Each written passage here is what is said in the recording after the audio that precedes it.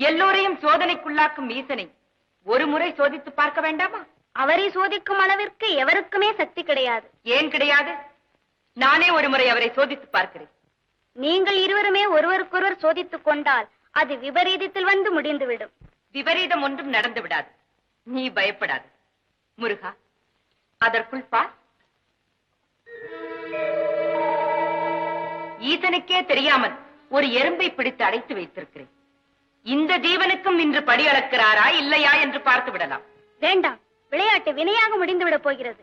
வேலவா, விளையாட்டுக்கு அவர் தலைவர் என்றால் வினைக்கு நான் தலைவர். நீ தைரியமாக இரு.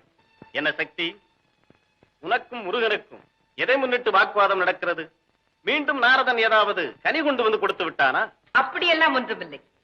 நாங்கள் சம்பாஷித்துக் கொண்டிருக்கும் இன்றைய பிரச்சனையே தங்களை பற்றியது. என்ன தேவி? உலகில் உள்ள சர்வ ஜீவராசிகளுக்கும் தாங்கள் இன்று சரியாக படியளந்து விட்டீர்களா? இதில் என்ன சந்தேகம் உனக்கு? கேட்ட கேள்விக்கு பதில்